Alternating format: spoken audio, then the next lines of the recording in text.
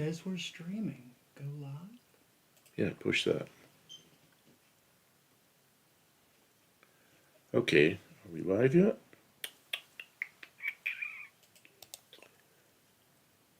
Oh, we're live now. Sorry about that. We got too many buttons to push, and then you push the wrong one and not live. So, oh, you're back in the dyno room. Go back to the license plate. I don't know.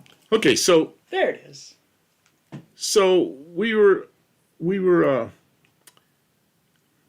what I did was Hi everyone, welcome to the stream. I grabbed a handful of license plates because I have a license plate collection. He loves collecting license So plates. they're just sitting in a box. I always want to put them on a wall. Big box. I mean, and they're aluminum, so you wouldn't think it'd be heavy. Oh but no, I can't even. The old ones are steel. So Heavy. So here's the deal with, okay, there's just every plate, well, not every plate, but a lot of them, there's a story behind them. I worked out in a test facility where we flew drones. I can't tell you a lot about it, but it was a research and development place. And one of the planes was launched off the top of this apparatus that was on a Toyota pickup truck, and it was a V8 fast. Somebody had kind of hot rodded this thing, and then we ended up with it. And it was a government vehicle, so it didn't have any license plates or anything. And the guy that did most of the R&D on the technical side of it was a guy named Jeff. I got this license, but I saw it when I traded it for something. And I went out there and screwed it on that truck, and he thought it was really funny. So that license plate rode around on that launch vehicle for, 4 or 5 years. And then that part of the program ended, and I took the license plate back, and now it's in my collection. Turbo Tom, how you doing? So Jeff was a guy, he was actually 2 years older than me, and he had deployed several times. He was deployed, I think, until he was 62 years old in, not nice places where you get shelled by the bad guys and stuff. It's like, can't believe that guys that age were still deploying. But Jeff was a good guy. He's a great guy to work with. Danny Boyd, hello. Did you say hi to Tom? I did say hi to Turbo Tom. Turbo Tom with his non-turbo T. So that's who Jeff is. And JR happened to be his initials. He wasn't a junior, but that was his initials. I can't tell you his last name. But so it was a pretty funny license plate to have on that vehicle. I have a collection of hubcaps on my garage wall. I'll get some license plates up eventually. We were thinking about, I was going to put them in the shop, but we get so, I'm going to lose my voice already. That's bad. Take a drink of Diet Coke. Yeah, the walls of the shop are lined with shelving. They're lined with shelving. So there's not really walls. So maybe up here behind us, we'll hang license plates. I don't know. I've got probably 500 or 600 license plates. Hubcap sounds cool too. Hubcaps They're very intricate, and there's a lot of different styles. That would be neat. I like that. I used to work somewhere or live somewhere, and there was a shop nearby. The guy had hubcaps. Like every wall was lined with hubcaps and wheel covers. I don't remember. I think it was somewhere in Arizona. That was a while ago. I use those terms interchangeable. Oh, what was that? Hubcaps are wheel covers. Wheel covers are big. Hubcaps are. What happened? Don't worry, we're still there. I look up there and I'm missing. See there? No, I'm looking for something. Okay. Don't all of a sudden, my view went away. Don't get confused. It's okay. What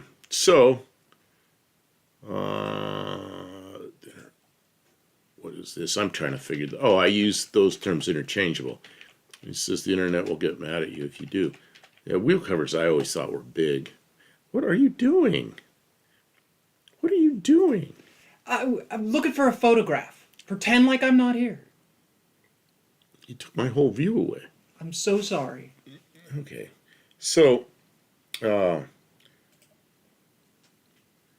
like causing major confusion in my head. Really sorry. Try to. She's got some kind of whole internet thing going here where I got it. I figured it out what to do. Okay, go ahead. You're okay. Okay. So, we're here. So.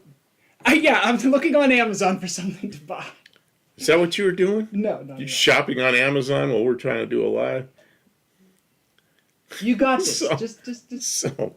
So, what I could do is show 4 of the license plates I have. I have a bunch of oddball stuff. I just grabbed stuff out of the collection tonight. We'll show them up. So show them that up Oh, that close. works too. Yeah. No, that works good. Okay, that's a 1968. For those, do we have anybody in Canada? French-speaking Canadians? So there's a Canadian license plate from Quebec. Oh, I have so many things. Amazon or Summit Racing, yeah. Landon Custom Classics. Hello, how you doing? How's the world of Thunderbirds doing?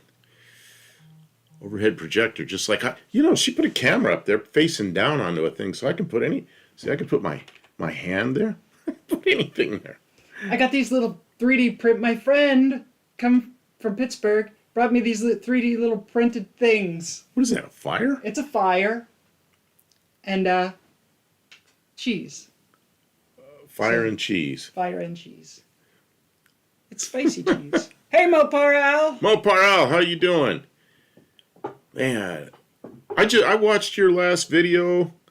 Yeah, I'm trying to remember what all you went over. Oh, you had Hondas and all kinds of stuff you were looking at. I remember now. You're typing something. Oh, I'm sorry for the typing, people. Okay, so why you put fire and cheese on my license plate? So I guess. Okay, I'm sorry. I'll take them up there. Big distraction. Well, yeah, it looks like something that belongs on there, Big and it doesn't belong on Okay, there. tell the See, story about this plate. Oh, that plate. I don't know. I saw it somewhere. It's just really got a lot of character. It was a trade that I had somebody said they had a lot of Illinois license plates, and I paid him like $25 for them or something, and they were like 50 pounds of license plates. So I kept trading my Illinois plates for everything else. So I'd give away an Illinois plate and get other ones. I'm really sorry. Yeah, you're covering up everything with everything here. I don't know what you're doing. What is that? What is this? Sorry. I'm just doing things. I know, but you got me confused. I'm really Cheese sorry. doesn't like me. Why doesn't cheese like you? I like cheese. I don't know. Maybe it doesn't like me. So let's see. What else do I have here, Kim? Oh, okay. What's the next one? The next one is, this is another trade I got because I didn't go to Guam, but we have to, it's something's covering up some of it. It's a Guam license plate. I don't know if anybody's interested in this stuff. How many people we have in here? 10. So Go ahead, tell your stories. So I'm that's not just a trade. That's no big deal. Here's one from. This is a steel plate. I can tell it's heavy. I was in New York when I was 4 years old, 1958. So that's a New York. Here, I'll make us a little smaller. So Yeah, we're make us blocking- smaller so it's not blocking everything. And then somehow I got that up there crooked. So David McNeil, the David McNeil? Is this the David McNeil from Maryland? It's the only David McNeil I know. David McNeil is a guy I worked with for years, and a really good guy. He's the guy that said he's going to take a vacation down here, and he's going to, there's this, out here in Arkansas. Oh, this is a story. Out here in Arkansas, Arkansas. There's Arkansas. Yeah, it is the David McNeil I know. Cool. So there's a bait shop. I was driving it tired. We stopped. That's when I was moving back from Arizona. Stopped there and fell asleep in a dirt parking lot across the street from a bait shop. That's all that's there. It's out in the middle of nowhere. The guy that was pulling my trailer had woke up and went, and he woke me up. And he gives me this sandwich. It was a Cuban sandwich. It was so good. So where'd you get this? Because across the street in a bait shop, there's a nasty looking building over there. So I went over there, and there's a guy the gun on his side, and he's in there and he's cooking. And this guy makes the best sandwiches you ever seen. And so every time I drive through there, I stop at the bait shop and I get food. And there's a nice little place. He has some tables you can sit there and eat, or you can take it with you. But the guy he makes the best sandwiches there are. So David McNeil was coming back from Arizona, and I said, you got to stop at this place. He stopped there, and it's a Sunday. Well, they're closed on Sunday, so he missed it. So now he says he's going to take vacation with his wife, and they're going to go to the bait shop in Arkansas. so David McNeil will be down here, and I said we'd meet him over at the bait shop in Arkansas. Crazy vacation idea.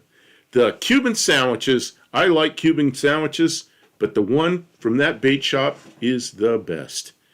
This guy is something else.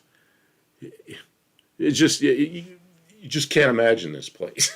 It's like some place you'd never expect to have food, but he's got a nice grill there, and guy's quite a cook.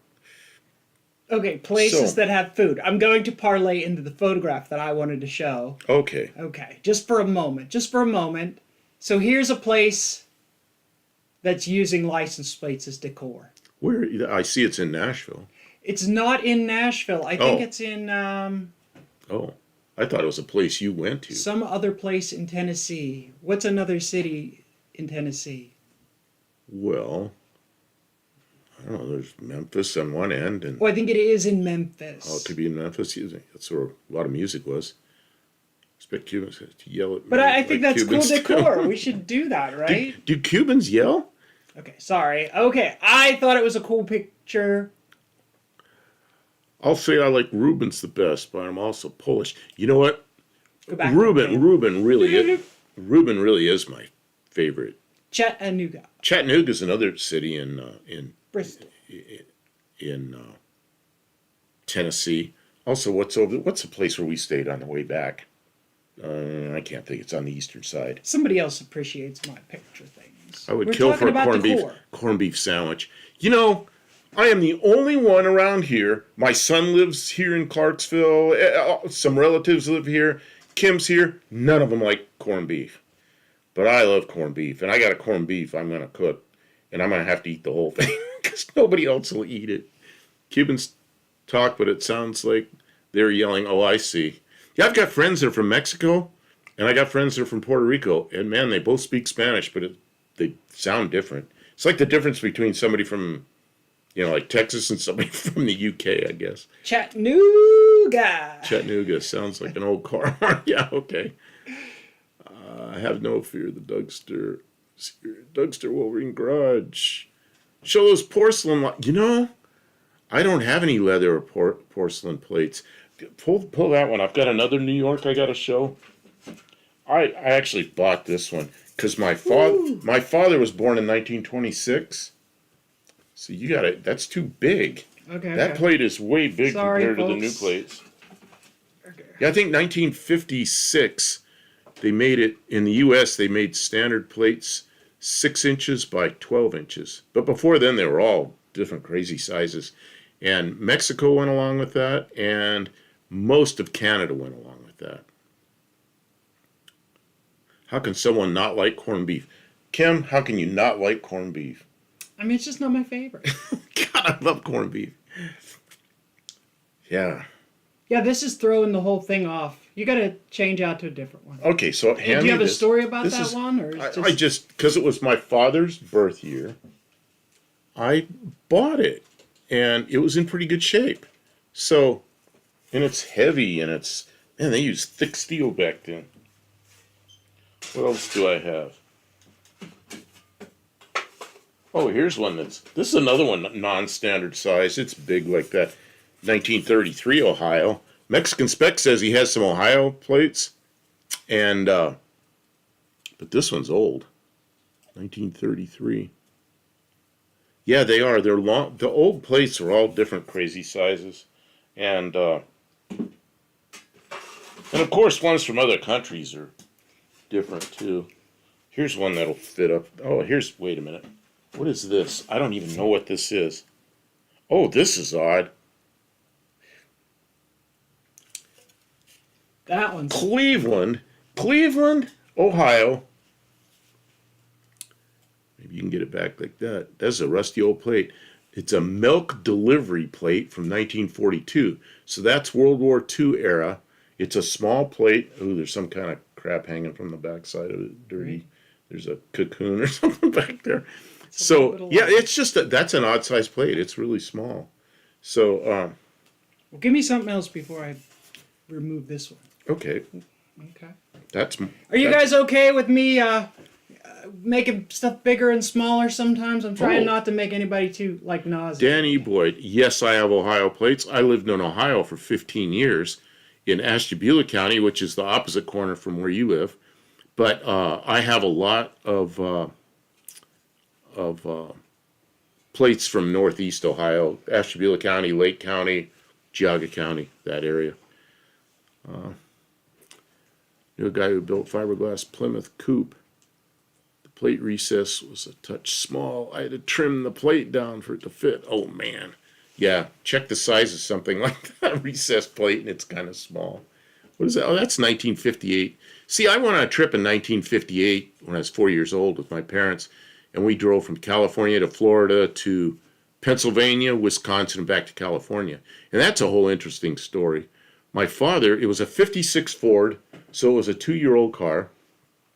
The cars weren't as reliable then as they are now.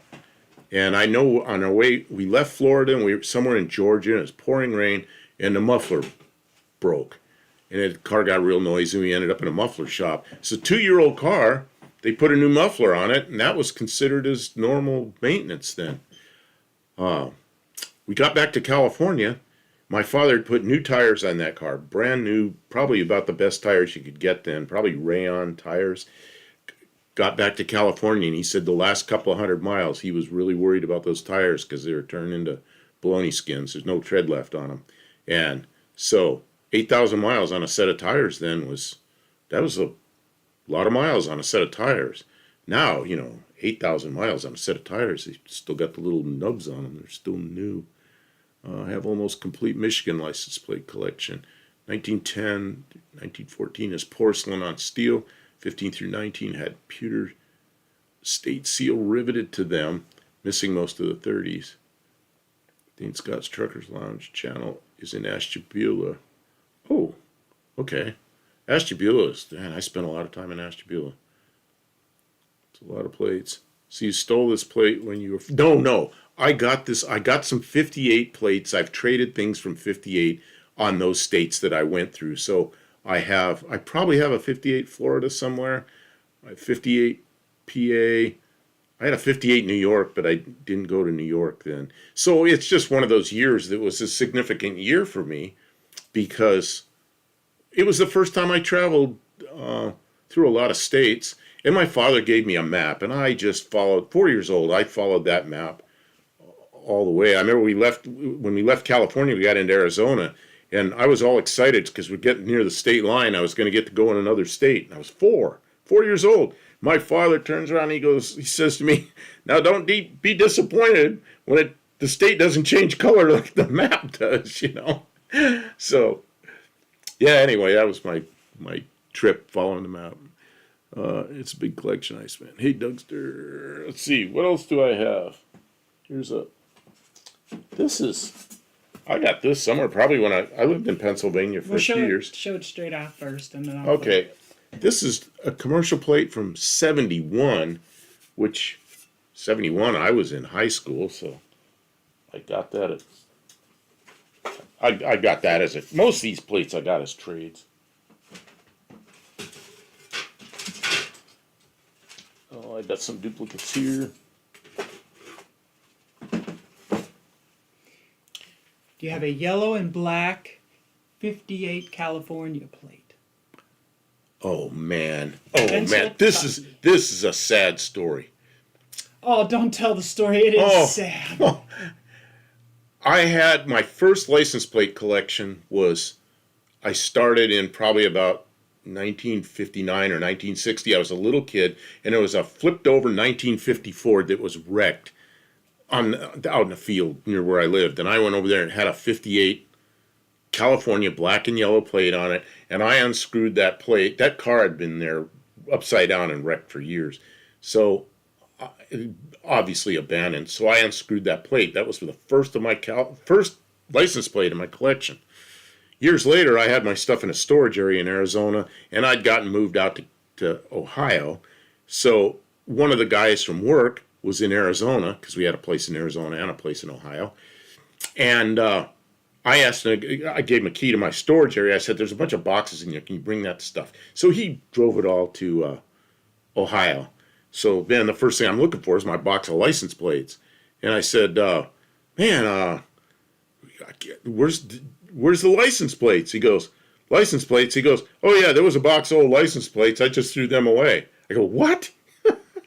So he thought, it's just a guy. He didn't know what a license plate collection was. He just thought it was a bunch of garbage. Thought it was like a box of garbage, and he threw it in a dumpster. So my first license plate collection, it was probably 20 or 30 plates, including my very first California, 1958, ended up in a dumpster in Arizona. Good help is hard to find. So I had to start over. Do you have any Tennessee plates shaped like the state? Oh, I do not, but I know the ones you mean. I do not have any of those. Now you're realizing how much more you still have. He wanted to tell the story, Mexican Spec. It's okay. He told the story to me 3 times today in anticipation of telling the story. So it would be a mistake if he had not told it. So those of you from Ohio, do you know what this is? Do you know what this is? It's a special. You have to back. It's covering. It's covering. I was maybe 7. My family vacation coming back to Florida. Our 75 Fury wagon blew the main seal going down the highway. Oh, that must have been fun. We stayed in the closest town a couple of days getting it fixed. Try and leave your personal life out of it and just fix the darn thing. Danny Boyd, he knows what it is. Turbo Tom knows what it is. They know what it really is. In Ohio, you're not supposed to say that. That's a family plate. It is a family plate. If you get a DUI and lose your license and you need to drive to work, they'll let you drive to work, to and from work only, and they issue one of these plates. So it's for people that have had DUIs, but you're not allowed to call it that. It's politically not correct, I guess. It's a family plate. In Pennsylvania, they don't anymore, but before drunk driving was like a big deal, they would issue special license. They were called a bread and butter license, and you were only allowed to use them for work, and I don't know the word restrictions. What shaming! Well, there's no license plate. The guy. See, you didn't show it. This is a whole. This is a set. It's a complete set. It's 2 that are the same. So I knew this guy. He had a DUI, and then years later he worked for me, and he knew I was collecting plates, and he gave that set to me, but he was long past that. He had regular license plates. Here's a 1993. You're supposed to show it. I'm supposed to show it. 1993, Alaska. I don't know who I got that from. Yeah, it's probably a trade deal somewhere. Making people dizzy. I'm making people dizzy. Is he in here? Drunk plate. He's already. I never knew Ohio had that. I've never heard of a drunk plate. That's crazy. You just couldn't call it that. This. Oh, that's a special one. Here comes a special one. Is this sealed? I hope I didn't seal this. Oh no, it's taped. He's got this one wrapped. Oh, Show them, it's wrapped. Yeah, this is all wrapped up. He keeps that one special because it is a special one. It's like when you have the #1 Spider-Man, magazine. You keep that sucker. Well, I don't know if there's an opening. Oh, there is an opening. It isn't sealed. There's a story behind this plate. This is a smaller plate than normal.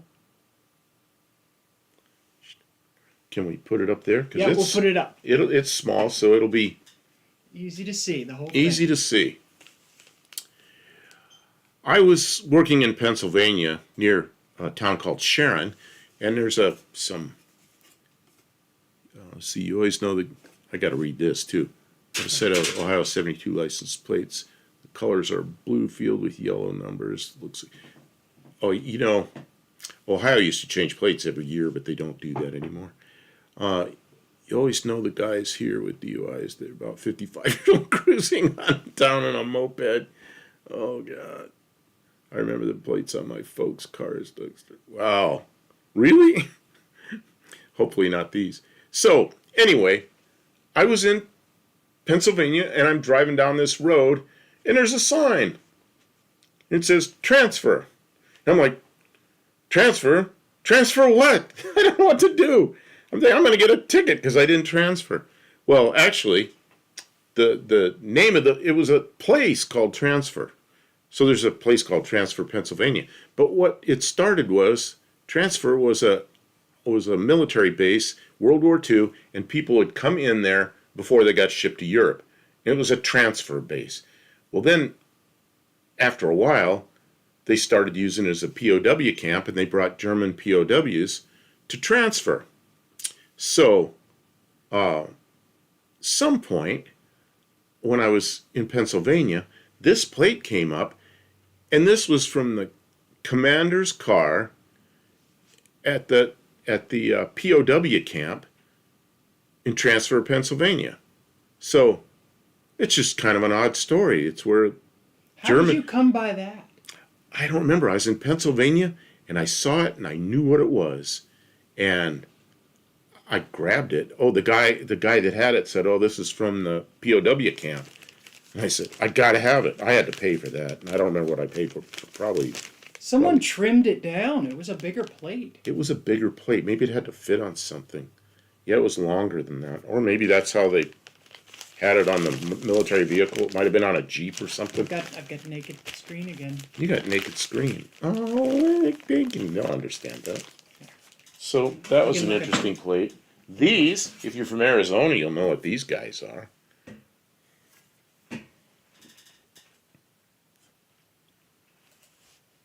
Well, now how'd we get that up there again?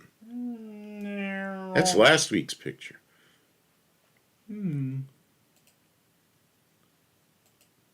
There it is. There. If you're from Arizona, you probably know what those are. People from like 30 years ago, I think everybody in Arizona put those. Arizona's a single plate state. You only have a plate on the back. So people put those on the front. It's the Arizona state flag, and you still see them once in a while, but there was 10 years there that I think half the cars in Arizona had those things on the front. It was pretty good. I have other stuff here. I don't know. Here. Do we have anybody from Utah?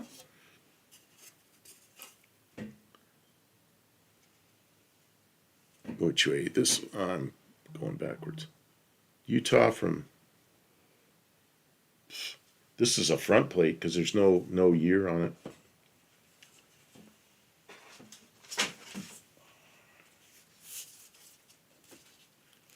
I don't know if this is so interesting. What's that? Because looking at license plates, it's kind of silly. Well, you're having fun, and it sparks conversation. This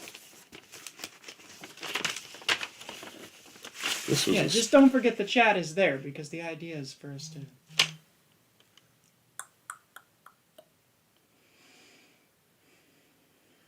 This is a blank plate with no numbers on it. Pennsylvania had this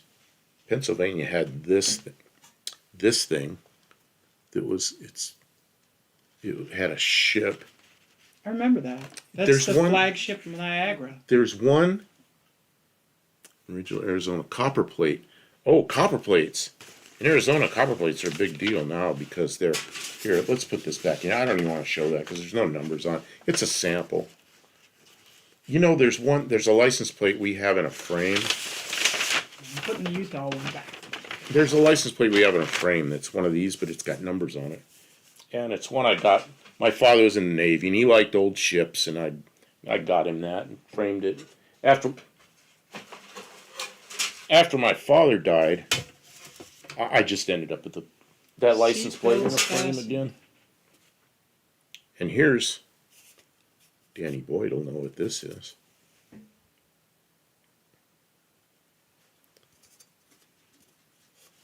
Yeah, those bigger Utah. Yeah, I don't know what year that is. It's probably 30 years old at least, that Utah plate. Yeah, it doesn't have a sticker. It's a front plate because a sticker. Okay. That one, that came off probably one of my cars, because I lived in Ashtabula County, and I would guess, and I was there then, I would think that was probably one of mine. Can you believe you bought that plate 25 years ago? That's 24 years ago. Yeah, I know, it seems like yesterday, but I'm old, so it's... Oh, these are cute. Here's the... Is somebody counting states? At the end, there'll be whoever. A quiz? Yeah, the quiz. Whoever counted how many states. You have to go back and watch the whole stream. This is the old Arizona plate when I first moved to Arizona, and I liked this because it was kind of, I don't know, it was kind of subdued. Not a bright color, and I kind of liked that. Oh, it really pops. But then they were traded out to something else. Oh, here's one that Danny Boyd will remember. I have a lot of Ohio plates. 2000 was can you believe it? Like 2000. Yeah, where were you in 2000?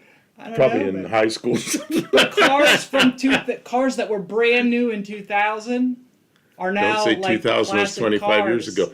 2000 was 24 years ago. Classic cars. Bought it in 1999. Could have been, yeah. Man, you know, I moved to Ohio. What year did I move to Ohio? Wow. 91. I moved to Ohio in 91. I spent 15 years in that cold, miserable Ohio. Right up there on Lake Erie. You learn to walk with like this, like, because the snow's all the way up to as high as your legs go. It's 2010. You're right. It was yeah, you're right. I got it in the previous year. I hadn't thought about that. Here's one that's another Ohio plate. What is that one? 04?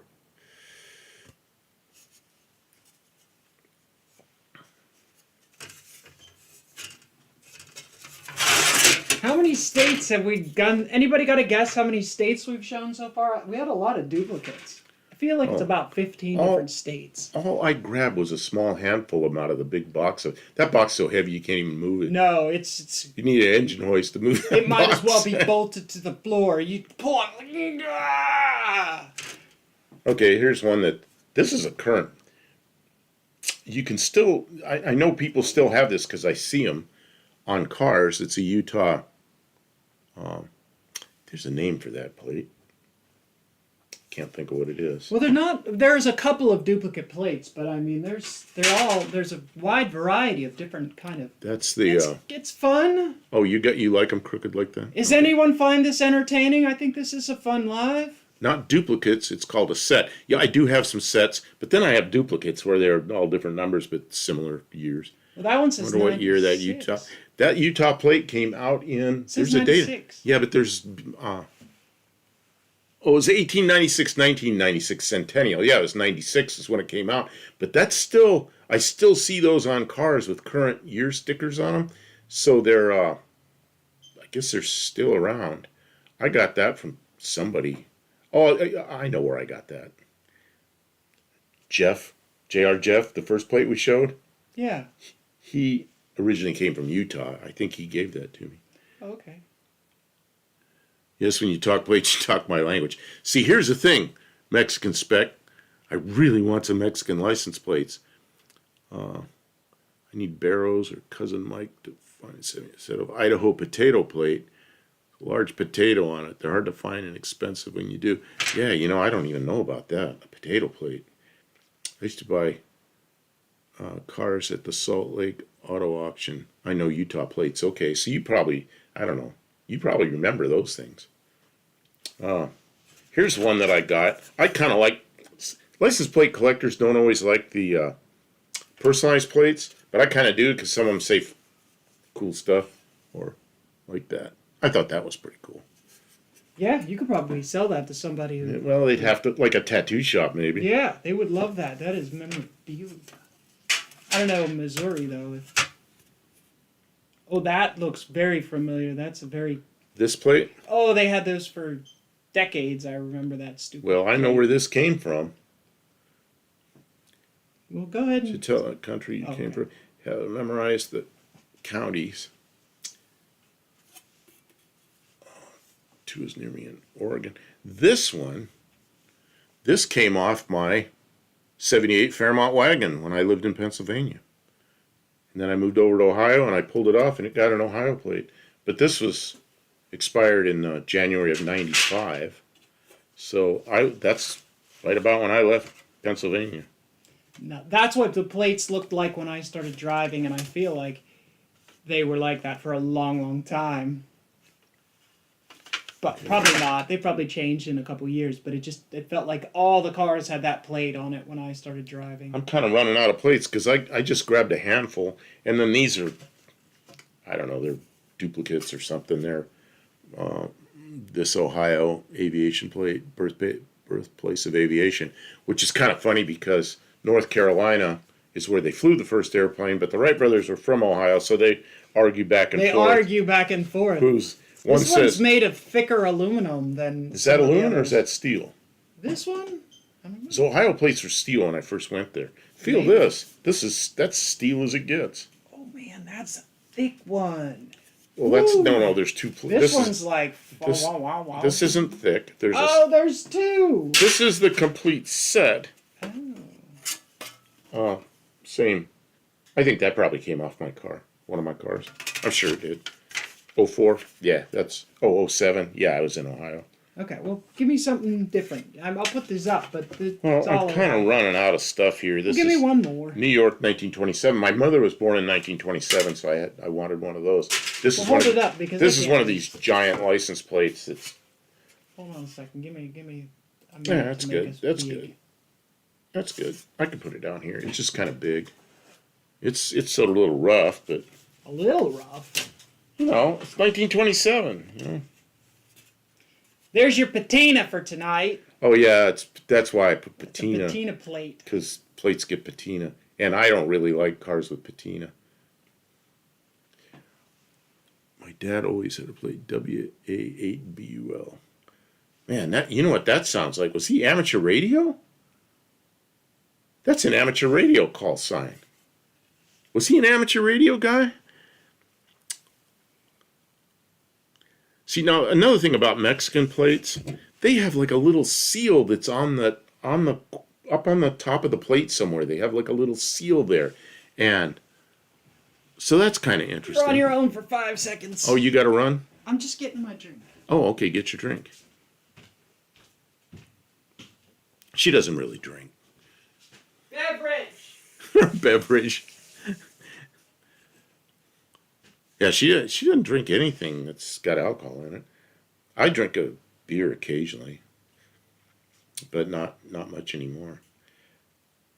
Yes, he was an amateur radio guy. Okay, yeah, because I recognize that right off. WA8BUL. Mexican plates have Oh yeah, they have barcodes now, but the cops don't have the machine to read it.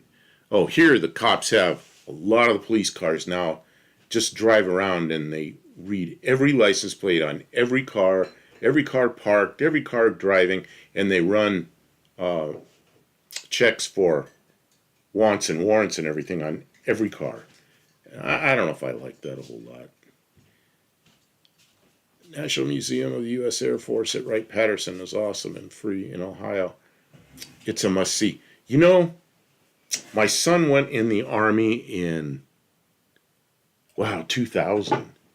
Yeah. It was 2000. And he was in California. He was 18. He was in California. I was in Ohio. And I said, come on out here. Come out for a trip before you go in the Army. And he had 1 week before he had to report. And I said, let's go down to the museum at Wright-Patterson. So, okay. So he flies out to Ohio. And then he goes, I don't really want to go to that museum. I want to go to Washington, D.C., to the mall. And I said, okay. It's about the same distance. So we drove over to the mall and went to, the Vietnam Memorial. Oh, man. And we went through the Smithsonian, and we went through a lot of stuff. It was really cool. So I'm glad, but I still haven't been to the museum at Wright-Patterson. So we're going to have to do that sometime. I was at Michigan 76 plates. For the 76 celebration, you get 76 plates, 77 and 78. You would keep the number, and the plates were reissued with a stamp. A stamp, yes, sir. A stamp in corner. Yes, Buff, here, cops don't hunt the citizens like they do there, yeah. I've seen do you mean those. No product placement. I don't know what he's talking about. No product placement. Product placement. But you're moving my whole table here. Sorry. Okay. Oh. Something happened? happened to our. Oh, we got big. Hold on. I gotta make We this- got big. We got big. Oh, I see what he said. I know. I We harassed him. reissued a stamp year in the corner. Yeah, okay. It's like in California, man. In California, the black plates came out in 1963. I remember that. I was 9 years old, and we got a new black plate. You had to get rid of our yellow plates. And my dad cut them in half. Why did he do that? Anyway, he got the new black plates and put it on our 56 Ford. And those plates are still legal, and you can still get stickers, and you can still drive those 1963 black plates in California. That's amazing to me. And then somewhere like Ohio, they issued new metal plates every year for a long time. They like your mug. I've They got like a your UTG mug, and it's bi-directional, so I could advertise from Bi-directional. either direction. bi-directional mug. Yeah. Then this. Another Alaska. And somebody stuck the 91 sticker instead up where it goes. They stuck it under the flag. Don't know why people do That's stuff like that. disgusting. So why they, would but do it was 84 until somebody stuck that sticker on there.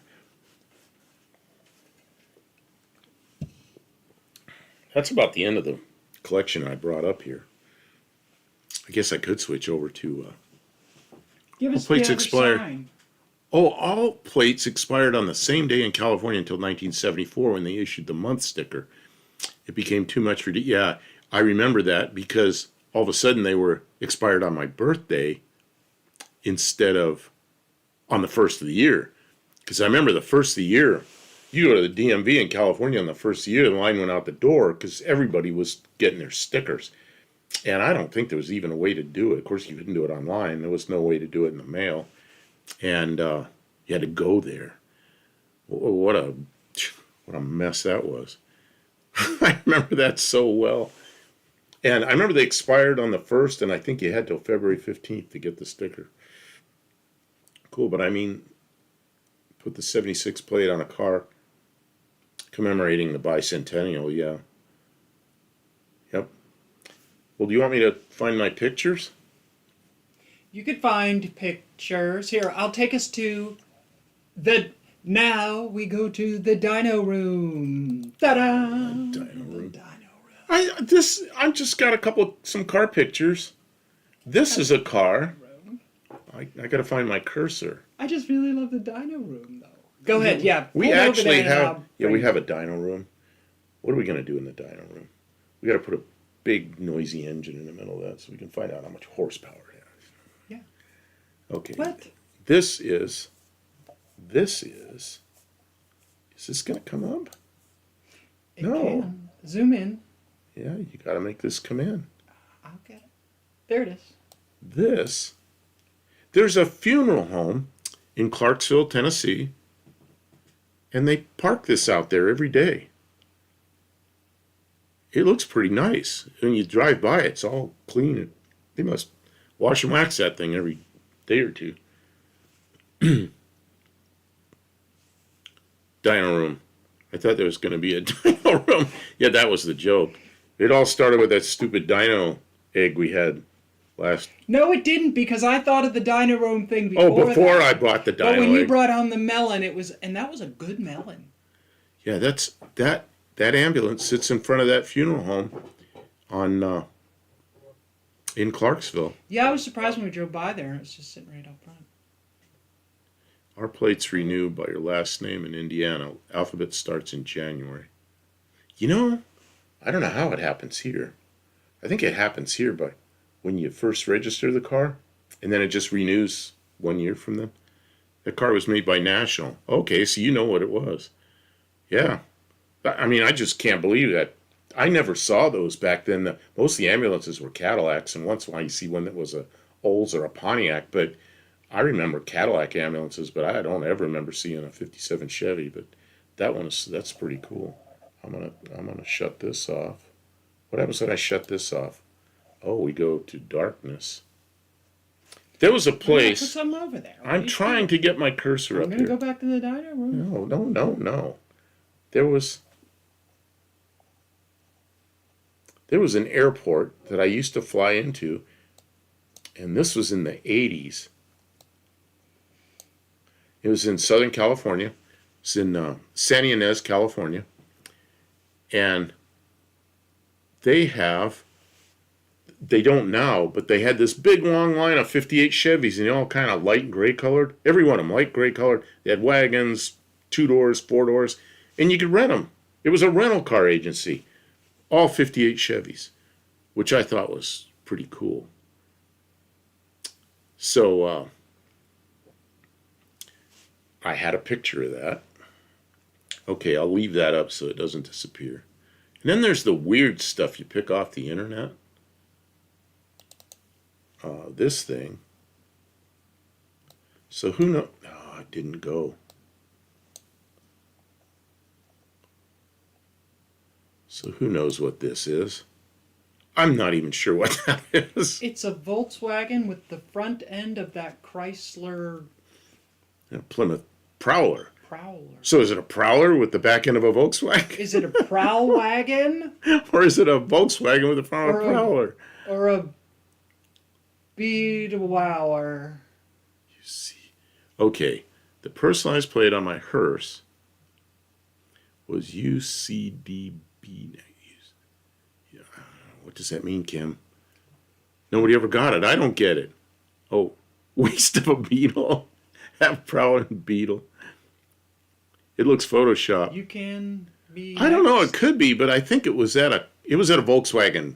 Obviously, Volkswagen car show. You could be next on a hearse. Could be next. Okay. You could be next. Oh man, on a hearse. I never want. I kind of like the way a hearse looks, but I never wanted one because, I could be next. Photoshopped. Yeah. Here's that's my Corvette that I had that's in front of my shop in Arizona. Wow, there, little tiny corner of my Dodge Caliber sitting there. But that was part of my shop in Arizona. I had two of those units. One of them was 14 by 80 and the other one was 14 by 35. And that's a lot of room. It was nice. Dexter, I agree. Waste of a Beetle. That Prowler with no. Although the mashup was pretty. Someone put a lot of time into that. And California Sunrise plate. This one, oh, this is interesting. This. Oh, look, I put LEDs back there on the backup lights. That's pretty nice. Borla exhaust, and I don't know, that was kind of a nice car, but it had a lot of miles on it and run hard. But no, I had a friend that had a red and white 59 Cadillac ambulance. We were teenagers, and he would run around in that thing, and he used to go to stores with no parking, and he'd back up to the door, and we'd bail out and go in the store, and nobody ever made him move it because they thought it was an ambulance. But that was before Ghostbusters, but it was exactly the same. And guess how you say this license plate I saw back when I write one right. Well, how would you say that? This license plate on my Corvette is a personalized plate. And because every time I traveled a lot in that car, and every time I'm parked somewhere, a hotel, they want to know the license number. It's like, yeah, I'd have to go out in the parking lot because I couldn't ever remember. My dad's 56 Ford, when it was new, yellow plate in California, was JLU 496. So when I was in Arizona, I looked and that was available for a personalized plate, so I got it. I still have that plate somewhere. It's in my collection, but it was on my Corvette when I was in Arizona. So I always remembered the plate number. Nobody else understood what that meant, which is pretty funny. Oh, left, right, left. I would not have guessed that. Left, right, left. Like a, oh man. I heard that too much when I was in basic training. Left, right, left. There's the Corvette. And I put those headlights in there. Those were, that was a kit. And they had some kind of German, I can't remember what they were. They were an HID, pretty nice headlights.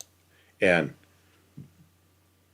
bright cutoff right out there. And then the cutoff went up like this, which was fine because you could see the side of the road real well, but it didn't blind people. Until you got in the left lane and you passed somebody on the interstate, it'd catch them with that raised up part, so I didn't really like that.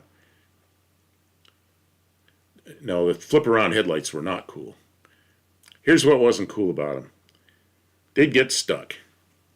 And they had plastic gears in, and the gears would shear. And you know when they get stuck? They get stuck at night in the rain. You know? And you got to pull over off a road and kneel down in the mud, and there's a little thing you turn like 30 or 40 times to open them. I did that so many times. At some point, I get sick of it, fixing them.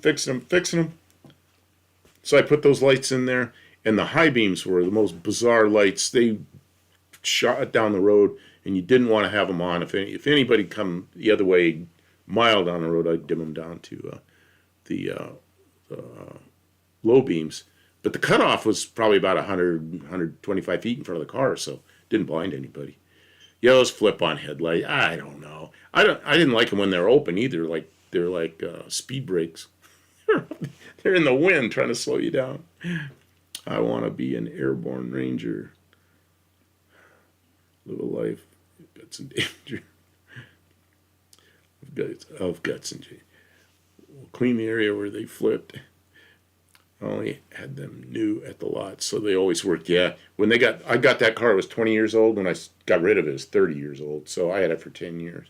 And somewhere in there, I got sick of screwing with the headlights. It was really, and I don't always leave everything stock. We might still get the motor from that car, huh? Yeah, the guy I actually ended up giving it to a guy. I'm too nice to people. No, you're not. There's a whole story behind giving that car away. That's the inside of the Corvette. This stuff over here where my cursor is, that stuff used to be in the center, and there's a big thing looked like a big pillow over there. It was before the airbag days. It was supposed to be for the passengers to smash their face into if you got in a wreck. But I got rid of that, and that's all fiberglass. And this thing is a monitor, and I had a laptop in the back behind the back seat. And I did that like in 09 or 10, somewhere in there. So this is really unusual. And I had internet in the car, and I had Google Maps before they had Google Maps that would give you a route, and then I could overlay the weather on top of it. It was great. So I could see if I'm going in an area with thunderstorms, I had it right in front of me, or I could surf the internet. So that was less screens is more. This is before no cars had screens. Oh, you want to see screens? Hold on. No, Don't show them the screens. Okay, because we got screens. I got 1, 2, 3, 4, 5 screens. Let's see, what else can I show? Who was following Kiwi's? Oh, before I show Kiwi's car. This isn't mine, but it's exactly like mine, except this one isn't quite as nice. The 59 Ford two-door wagon. This one's got some chrome stuff messed up there and some rust and things, but I had one painted exactly like that, but it was fresh paint and pretty sharp-looking car. Had an FE engine in it, but I was running out of money by the time I had it painted and all that, so the engine in it was just it was a 360. It's an FE engine, but it was a 360 truck engine. Just rebuilt engine, stock. Thing drove nice. My That's dad's a lot of vets. Bud Red. I always had a vet when I was a little kid. A 69 big block 4-speed. Oh man, a 69 big block vet 4-speed. That must have really been something. He had an 82. The 82 was the one they called the crossfire injection, which a lot of people hated it. I liked that thing. It was simple. It was two throttle body injections. It's just like a big cross ram. It was pretty cool. And I had a friend that had one of those. He had an 82 with that. He had the same thing. And that thing ran really well. And he traded it for an 85 that had the ported injection. New Mustang has a screen all the way across. Why? Yeah, that was a ranch wagon. That was a 59 ranch wagon. I had 50 deer. You see them on the side of the road. Sorry. I had several 56 Ford ranch wagons. I had several 57s. Never had a 58. Had a 59 ranch wagon and had a 60 ranch wagon. And out of all of them, the 60 was my favorite. I shouldn't have sold it. Isn't the FE engine the one with the stupid intake manifold? What do you mean stupid intake manifold? Yeah, the intake manifold's like half the head. You know what's good about that intake manifold? It weighs 75 pounds. And when you take it off and you put aluminum intake manifold on, it weighs 25 pounds. You lose 50 pounds changing the intake manifold. So, yeah, valve covers bolt to the intake. And what's really inconvenient is the push rods go through the intake. So you gotta put the intake on, then put the push rods in. It's kind of different. But yeah, I pull all my FEs except this one. This one had a cast iron 4-barrel on it, I think. Might even been a 2-barrel. Man, I don't remember. But all my other FEs always had aluminum intakes on them because shit, 50 pounds, you know. And usually, I had one with the 3.2s, and I sold that. Back in the day, really nice aluminum manifold with 3 Holley 2-barrels on it and the big oval air cleaner. And I think I sold it for $100, which at the time seemed like a lot of money.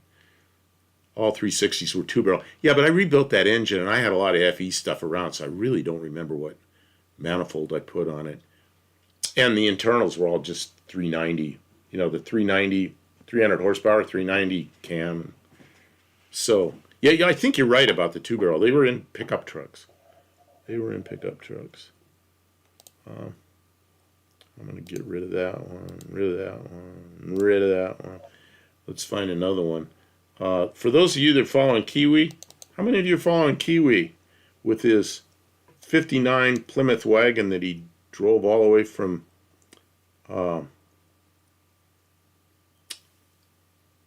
let's see, my bud's 71 F250 has a 360 with a 2-barrel. Yeah, that was very common back then. 320 horsepower, 390 was a 2-barrel, and 360 horsepower was a 4-barrel. Yeah, and 69 models. The early ones like 63 Fords and 62 Fords, whenever they came out, 390. I know 63 had a 390, 64 had a 390 or 300 horsepower 4-barrels. And I think I had a lot of that stuff around, so that's probably where I got the cam and everything. Kiwi bought that 59 Plymouth wagon, a red and white one in San Diego. It's pretty rough looking. He got it, had a lot of patina. He drove that thing to Tennessee, and actually his friend drove it. He rode in it and live streamed a lot of it. But theirs is an assembly line, 1959. That could be his station wagon, same color. I gotta send him a picture of that.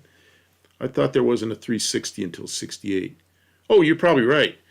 But I had a lot of FEs. Most of the FEs I had were 390s, and I had at least one 406. So I had a lot of 390 parts, but that 360 that I put in the 59 Ford was just it was an engine I had, and I'm sure I used the 390 cam, and I bet I put a 4-barrel intake on it because I had a lot of that stuff around. My Fury is the color of that brown wagon behind the red one. Brown wagon behind there. Oh, what Fury is that? The 63? That one might, that's what I said, that one might be his wagon. Yeah, I picked that up off the internet. I don't know. I picked that up a long time ago. Tonight I was just scanning through a bunch of pictures that I have, and I saw that, and I thought, oh, that could be Kiwi's car, so I grabbed it. Not a lot of bright colors. Yeah, the 63 Fury. Man, my brother had a red 63 Sport Fury with a 318 poly in it. It was a hardtop. Those of you who are not old enough to know, a hardtop has no pillar. A sedan has a framer on the window and a pillar. So his car, used to crank all the windows down. It looked cool to have all this open expanse. And that was a nice car. I should have bought that from him when he sold it. I don't even know what he got. What else do I have here? Oh, a friend of mine that I built the cooling system.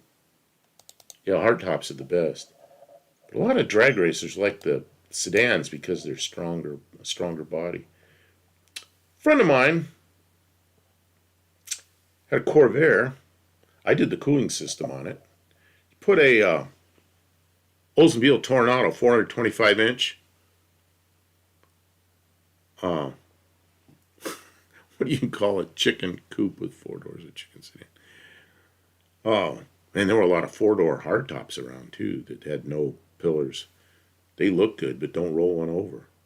Nothing to hold the top up. Anyway, my friend had a Corvair. Put the whole Oldsmobile Tornado engine, transmission, everything. Cut the half shaft so they're Tornado in by the transmission and Corvair out at the ends. And we put a radiator up front. I did the cooling system. Ran tubes up front, just exactly like a Pantina. Cut a couple little tiny slots where the grill would be if there was a grill on a Corvair, but mostly he had a splitter down there and duct air up into where the radiator was, and then he had some outlets in the fender well to let the air out, and it ran. That thing had pulled wheels off the ground about an inch, and it had a 2-barrel on it. Then he put a 4-barrel on it, and it wouldn't pull the wheels off anymore, but it was faster. So I guess he lost some low-end torque. 77 New Yorker 4-door hardtop. Big old tuna boat. Wow, they had 4-door hardtops up into 77? I guess they probably did. I had a 64 Ford that I needed some parts for. Now that Corvair would be unsafe at any speed. You know what happened? He had electric fans on it up front with a toggle switch. And one morning his father went out and started the car for him to warm it up. And his father didn't turn the switch on, and it overheated and burned that engine up. And he ended up just scrapping it out. Did the water pump work okay by itself to move? Yeah, no problem. Water pump moved just like a Pantera. You know, a Pantera, the water pump on it's a 351 Cleveland Ford. It runs the water back and forth. I don't know, I never even thought about it not working, but it worked fine. So did there were a couple customers I had when I had my radiator shops that had Panteras, and I'd service them every year. And they were really hard to service because the water pump and the thermostat housing and all that was up under where you couldn't get at it. It was really difficult. Yeah, people scrapped cars. Yeah, this Corvair, engine was burned up, and he was graduating from college, and he just scrapped it out. Went to his new job. What else do I have here? Who knows who Larry Shinoda is? This is an interesting guy. That's a prototype Corvair that was never built. It's a clay model. That's Larry Shinoda. Corvair is a great car. Small block Chevy in the back seat and flip the transaxle. Yeah, a lot of people did that. The thing about the Olds, you still had some back seat room. Yeah, but the Olds put the weight back a little further. Let's see here. So, Larry Shinoda was a guy. He was born in the U.S. but Japanese descent, and his parents were Japanese, of course. And World War II came along. he was like 10 or 11 years old, and they got put in basically a concentration camp in the U.S. because they put all the Japanese people in. Hello. So they put all the Japanese people in these camps, and he was early teens, and they had these crates come in with supplies, and Larry Shinoda took the crates and he designed like a big recliner chair, and he was taking the crates and making these chairs for the families that were stuck in these camps. So at 12 years old, he's already a designer, And then he goes on to design cars.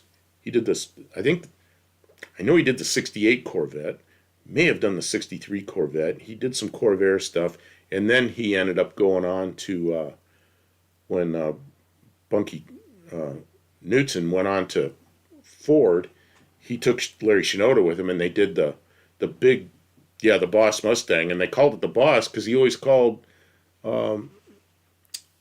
his boss, Bunky Knudsen, he always called him Boss, so that's why they called it the Boss Mustang. And then that 71 Mustang came out. That thing was enormous. It was like an aircraft carrier. I especially like the 71 through 3 Mustang fastbacks, but they were pretty cool because you get a 429 in it, and that thing would probably rip, I had a 429, same engine in a 72 Torino wagon, 5,000-pound car, and that thing would get with the program, except it didn't handle real well. But anyway, I brought this up because Larry Shinoda is one of those guys I think is a pretty cool guy. And that car's kind of interesting. Okay, what else do we have? We have Kiwis. So what else is going on? Boston, yeah. Yeah, Shinoda, and he passed away a few years ago. Sad to see him go. He's quite a guy. Went on to design motorhomes after the whole Ford thing. You're back to our dyno room. Kim. Yeah. You said there, no, not even reacting. So, what else is going on, everybody? I've been talking too much. Tell us what's going on with your cars. There was a German POW camp in the middle of nowhere in Michigan's Upper Peninsula. It had low security. The POWs would escape just for kicks. They always got caught and brought back. You know what they did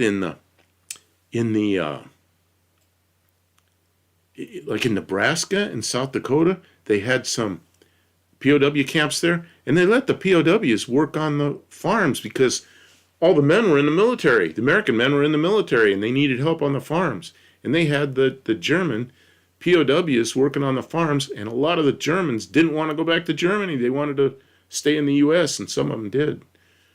And I don't know, earlier, I don't know if all of you were here then, but we were showing license plates, and there was a POW camp in Pennsylvania, in Transfer, Pennsylvania, and this license plate was from that POW camp in World War II, and the commander of that From Transfer, Pennsylvania. From Transfer, Pennsylvania, had that on his vehicle. So, yeah, while we're talking about POW camps, why were the POWs brought to the U.S.? What else are they going to do with them? They put them on ships and they were taking supplies over to Europe, coming back with empty ships. They brought the POWs back and put them in camps here. There were way too many of them to take them to England, and I think some of them went to the UK, but I think most of them came to the US. And we fed them better than they'd ever been fed in Germany, and treated them better, and they worked on farms, and they became I don't know how many, but some of them became good US citizens. Pretty funny. I don't think any American POWs from Germany wanted to stay there.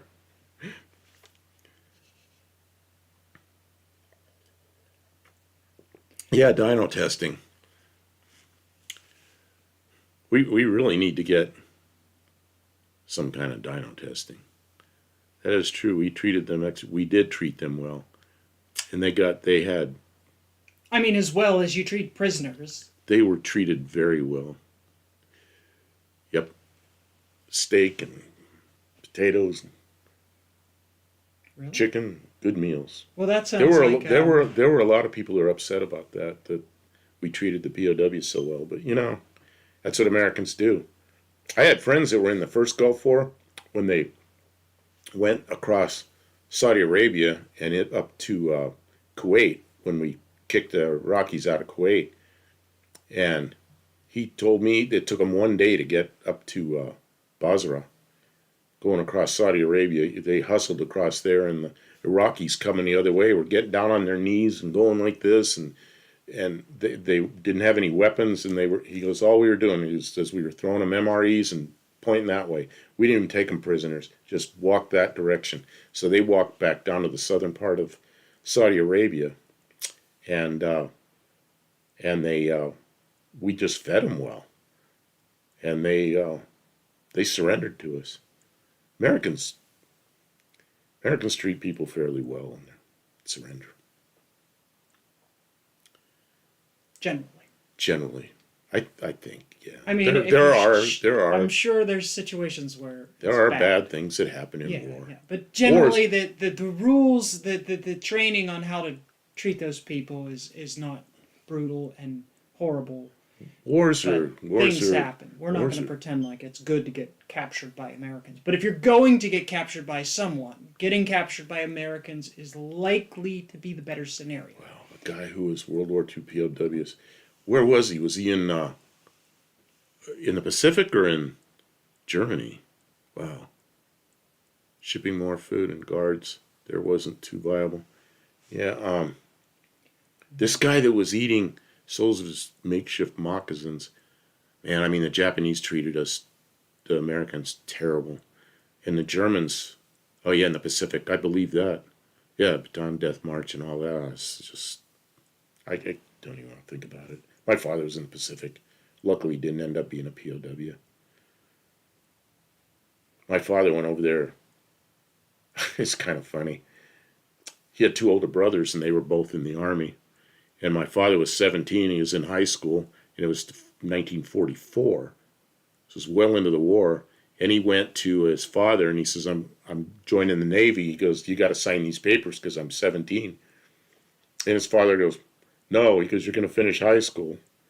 So he looks at his father and he goes, but Dad, you always told me how you lied about your age to get in the Army in World War I. And his dad goes, give me the papers. So he signed. So my father went in when he's 17, ended up in the Pacific, and ended up in New Guinea, mostly loading ships and moving cargo around. And that was for the campaign to retake the Philippines. So that's what he was involved in. And he was also a fireman for a while, put out fires. He got out after 2 years, end of the war. He was out, and he was already an E5.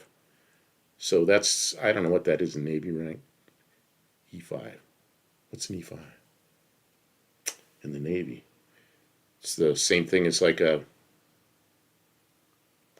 staff sergeant, or like a sergeant in the Army, staff sergeant in the Air Force, which is just amazing after 2 years.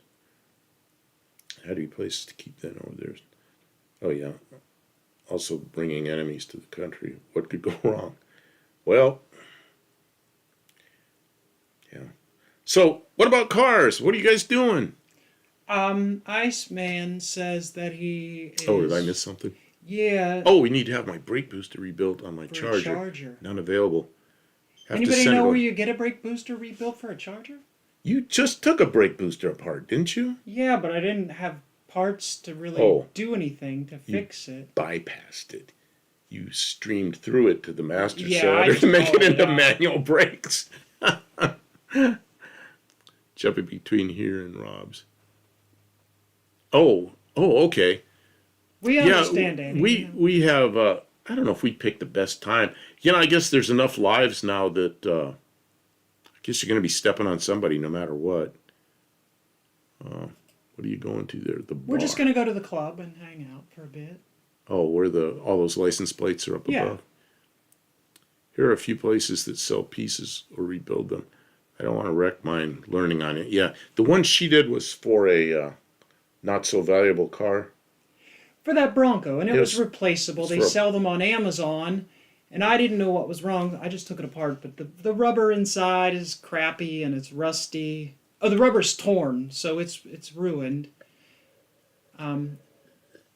So it's not even anything to talk about that Bronco. There was no fixing it. Who's this? He took a several week break from lives and started back up. So we're on. I didn't even know he's on Tuesday. See, the only reason we decided to do Tuesday is because we watch live. We watch Tony on Sunday night. Monday night, I don't think we watch anybody. Tuesday night, there was nobody. Wednesday, we watch HRA, Slant Daily Garage and Shane, Shane from Slant Daily and whoever's on with him. Sometimes it's John Wilburn and Wednesdays I'm switching back and forth. Yeah, Wednesdays we just stay with Slant Daily and AHRA stuff. And Tony, we miss Tony's on Wednesday because we're on the AHRA. Thursday, there's something I watch that has nothing to do with cars. Yeah, Dallas, it's going to be on Dallas's channel tomorrow night, and I'll be there. I hope people here are also going to the HRA Dallas's channel where they talk about a lot of slant stuff because Shane is there, but also a lot of stuff that has to do with the It's really not a No-name contest. nationals. You just do what you enjoy, and hopefully you are entertained. There's community and there's stuff going on, which is better than So or not. I can't be on lives every night, but we tried to pick a No. night that there was nobody else that we watch, and then sure enough, I'm stepping on somebody. What have you guys been up to in the garage? Oh man, Kim had a motorcycle that ran, It was a Suzuki, and it was a 750 Savage 750, 650, something like that. But I can't ride a motorcycle. My neck and my shoulders are too. I don't have the reaction. So- Anyways, I can't ride it. And So- it was getting up to winter, and I found a vehicle on Facebook Marketplace, and I asked if they wanted to trade, and they were like, yes. So you want to tell the story I took over? So it was a Subaru wagon. What is that thing called? I think it's an Outback. An Outback. So we go over there, and these two goofballs, they had it overheated or something. So I think they tried to put a water pump on it, and they got the timing belts all mistimed in the wrong place and crashed the valves into the pistons. Yeah, then it had no compression. So then, of course, it didn't run. So Kim traded the non-running. I call it a Eurobus because you look at Subaru backwards, it says Eurobus. So she traded her running motorcycle for the Subaru, and it's a high mileage car too. I think it's 178,000. but it's a nice looking car. It's not all dented up, no rust, anything. It looks really good. Yeah, it's So- a Tennessee car, so it doesn't have. And And someone drove it on the road, and then and somebody maintained it. Like it's not all rotted or dirty or whatever. Like someone kind of took care of it, and they had like custom camber coilover shocks on it. It's got custom the suspension stuff on interior it. is really pretty nice. So- it's a 5-speed. So we put it on the trailer and brought it home. Well, it'd been sitting there for a while. I love to ride motorcycle, but it's just too scary out there. Yeah, I used to ride motorcycles, but I'm stupid on a motorcycle. I can't do that. People use those Subaru engines in airplanes. Yes, they do. It was interesting to me. I was like, So- Subarus. I know some people like race them and stuff like that. So recently, she pulled the engine out, pulled the heads off of it. She did her version of the heads were not straight; they were warped, and she by hand and sandpaper. She made the heads flat. Amazing. Yeah, She I took bought- it apart, and the reason it needed a water pump was because it had a blown head gasket. And they were the factory Subaru head gaskets, which are prone to failure at higher mileage. Like anything above 100,000 miles, the factory ones might not make it. Well, it was way above that, and it had factory-style gaskets. Well, the surfaces were not.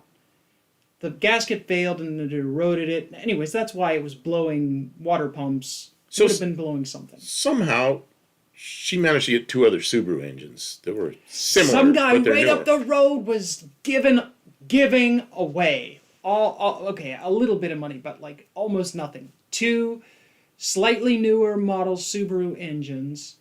I didn't understand, but I was like, that's exactly the same engine, isn't it? Can I use parts? Can I exchange parts?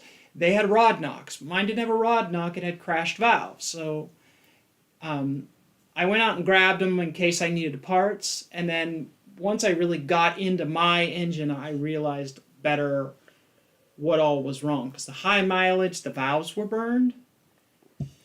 Altima drivers you got to look out for. Man, I had Altimas. I had a couple of Altimas on mini leases. Those are nice cars. And when I bought my Mazda 6, I always called it an Altima. Am I Altima wrong? or Altima, I don't know what it is. So the choice I had was Altima or Altima, whatever it is, Altima, and or the Mazda 6, and I'd had both on mini leases before out in Arizona, and I just had a Mazda 6, and I decided to go to the Mazda 6 because it's just sportier, nicer handling car, and the Altima is kind of a heavier car, nicer. It's almost like a luxury car, but the Altima you can count on 40 miles a gallon always, at least 40, 41, and the Mazda 6 isn't quite that good. It'll get about 37, 38. But it just is so nice to drive that I bought the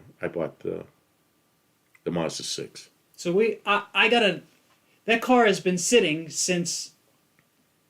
Colleen, you're here. How Hi, you doing? Colleen. Colleen, you get when I can't do the whole show over. When we're done here, you got to go out back and watch this if you like license plates, because we just went through a whole license, or not a whole, like a handful of my license plate collection and some pictures of cars. Mazdas have always felt light in it. Man, my Mazda, you go in a turn, you just go into it. It'd go around corners better than my Corvette would. It was amazing.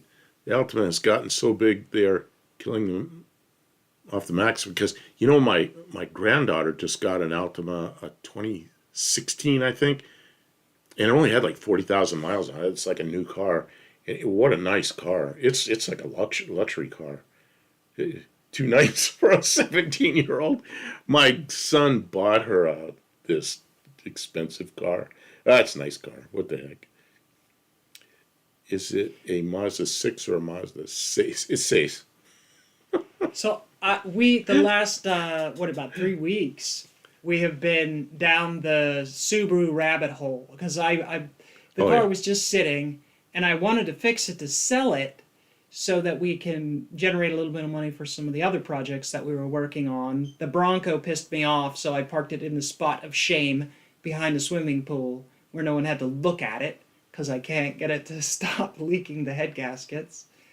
And so I got a warm day. 6. Seis. Is that how you pronounce it? 6. Seis. I don't know. So I got a warm day, and I pushed the car up to the front of the garage, snatched the engine out. I had the engine out in like an hour and a half, 2 hours, one afternoon of me working as hard as I can. I yanked the engine out, took the heads off. Oh, the Bronco's in a weeks. timeout because she needs a block, and it's a 2.8 Cologne engine, and good luck finding one. I've been looking, since it's carbureted, not fuel injected, so there's nothing I can't get anything older than an 85. They're just not around. If they're running, they're in a vehicle that somebody wants. And newer stuff, it's fuel injected, and the computer is different, and a 2.9 is a computerized fuel injected engine, so it's not like... And the heads don't mate up with you can't put the other intake manifold on it. So it's like, now you got to convert the whole thing to an electronic system instead of sticking the two-barrel back on it. At the age of the vehicle, we're looking at like a 1989, 86, 87, 88, 89, 91, 92.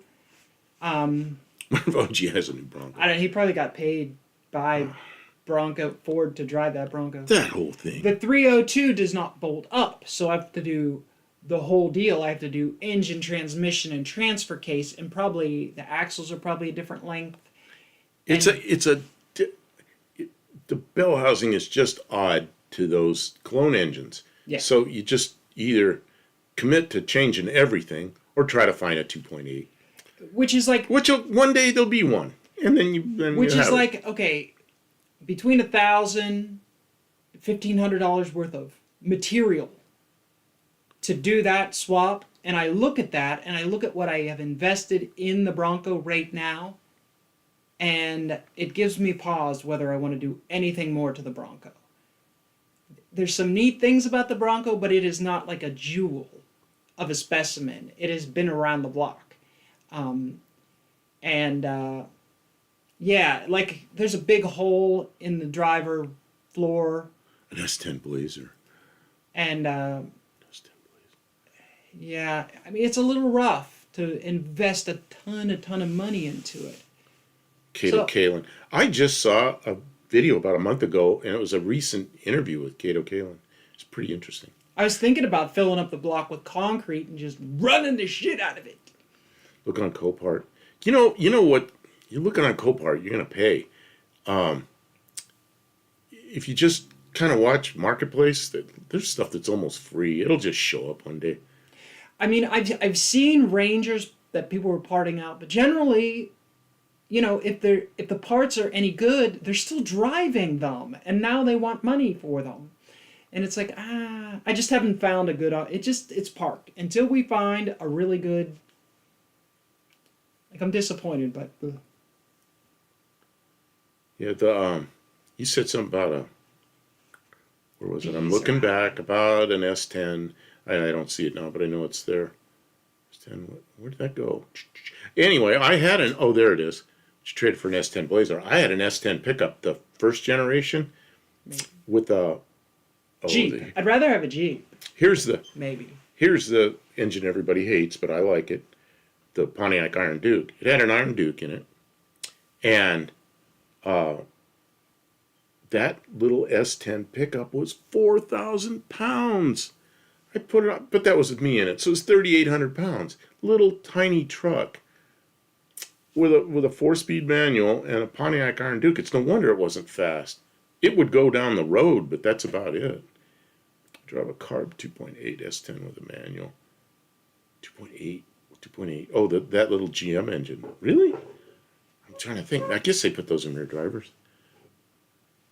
I mean, I see them out there, but like we've got enough projects here. Me bringing another vehicle here is a little bit. Donut Media. Isn't he? He changed his name, didn't he? Just a donut? I think he did. I did see that video where they were putting a bunch of fancy suspension on a cheap $500 truck. You know, I had a GMC Safari conversion with the 4-cylinder. People lined up to buy it. Which 4-cylinder would that be? Would that be the same one? I don't know. I like Iron Dukes. They're not fast, but they're great, reliable engines. Of course, I had them back when they were almost new. So, well, the S10 wasn't new. It was probably 10 years old, but that thing just drove and drove and drove. Yes, Kim. That is the truck. They're out there cheap. Yeah, Tennessee things are a little. And you know what the other thing is where we live. It's near the military base. There's lots of good jobs here.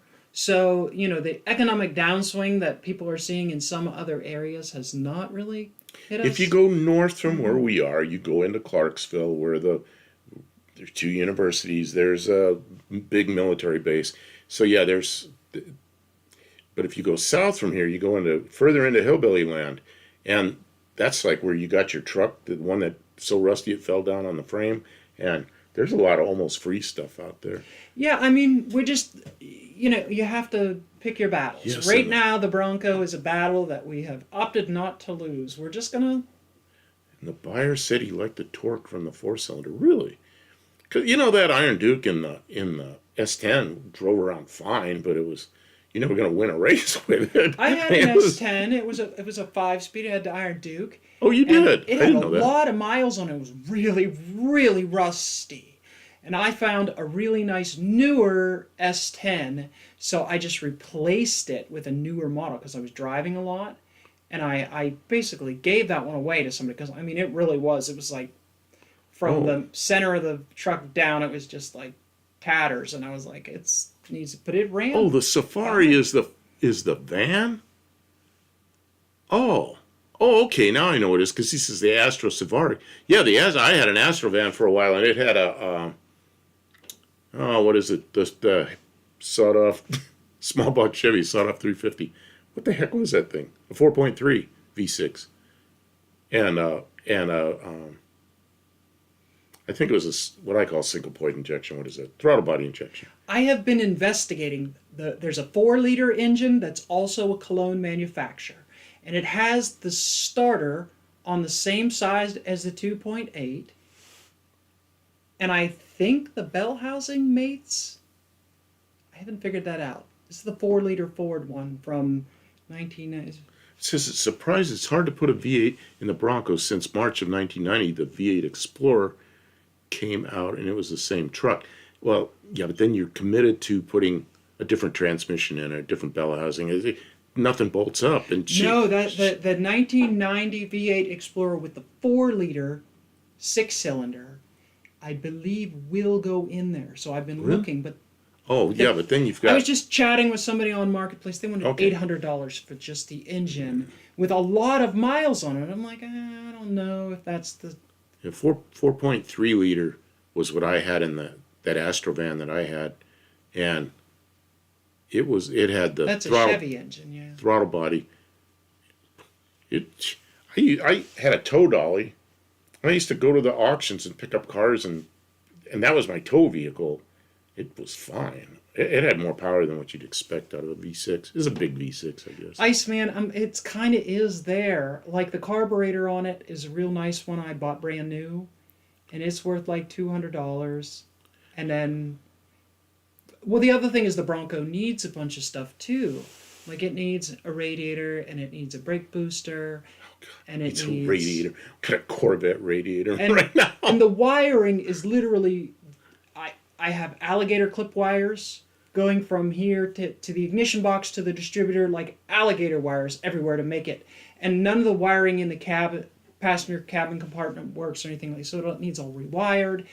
And so, it's pretty rough. It may never come about, but we'll see. We'll see. I really would like to do a 4-wheel drive project. We have that big Dodge Ram with 360 in it, that the cab is literally rusted off below the doors, that there's nothing. It's just like fell on there so you can't drive it. I'm So looking through these pictures. You know what? We're going to rehome that 360, and it might go into a 4-wheel drive project. These are sneak peeks that we have. We don't have a picture. I thought we had a picture of the Bronco too in that bunch of pictures, but we don't. It was the first picture that I took that other day. Oh, well, maybe I do Scroll have up it. a little bit. Well, that's up as high as it goes. Down, up. You just don't have all the I pictures. don't that have took. all the pictures there. Oh, So they make cut off wheels. That's why they make cut off wheels. Oh, we saw. So you did see the Bronco. The Bronco too. It's not the nicest vehicle we have. The Subaru she got's a pretty nice the vehicle. thing that I like about the Bronco is because it's got nice tires, so that gives it a little wider stance than it had from the factory. I've heard that they're very capable off-road. They can keep up with some of the other small off-road vehicles, but it's small enough that I think I can put it on the trailer and take it to and from stuff. So, I don't know. We'll see. And then we saw Mexicans. We saw it last week. Okay, so I just couldn't remember. The Subaru. I don't think the Subaru is going to be suitable for the kind of off-roading that I see other off-road people doing here in Tennessee. So, Mexican spec. See the hat? I don't know if you can see the hat. That's from Mexico. Mexican hat. From algodones. They're very capable of flipping over. Yeah, one look at that Bronco, and that thing's going to end up on its top. Watching her drive it, she actually drove it across the yard, and I'm like, don't flip that thing over. it seems like in this area, right, if you're looking to be part of the off-road community, you need a Jeep. They're Jeep groups, and there are people who are doing other things, but they're off in their own little world. There's a lot of Jeeps around here. The Jeeps are, Yeah, that's probably true. I remember the four-wheel drive trucks, Ford trucks from the late 60s and the 70s. Those things set so high. It's ridiculous. Sun visor will tell you it's